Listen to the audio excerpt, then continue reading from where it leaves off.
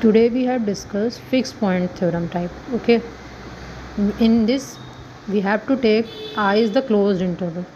It is any closed interval a comma b 0 comma 1 and so on. Okay, let we have take it in this I is equals to 0 comma 1. Suppose the function is continuous mapping f is such that I to I, that is closed interval to closed interval.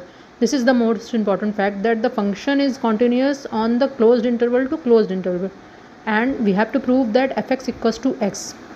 If this condition holds, then the functions have a fixed value, fixed point, right?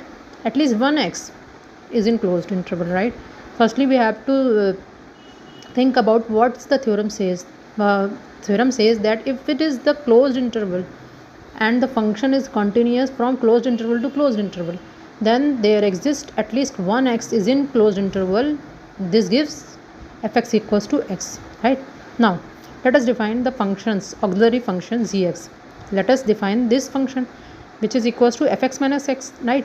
As we know that the function is continuous on the closed interval, and x is also a continuous function, fx is also a continuous function, so gx is a continuous function, right?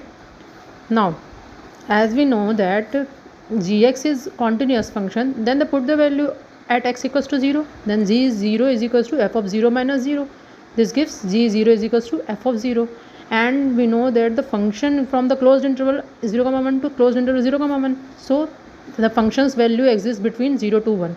So this implies that z0 is always greater than or equals to 0, either 0, either greater than to 0 or greater than to 0, right? At x equals to 1, z1 is equals to f of 1 minus 1.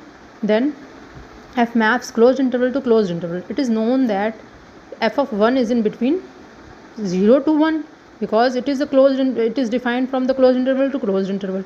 Now f of 1 minus 1, which is less than equals to 0, right? Because this is from this, so this implies that g1 is less than equals to 0. Now applying the intermediate value theorem, if function is continuous and z0 is greater than equals to and z1 is less than equals to, and then there exists at least one value c such that gc is equals to 0.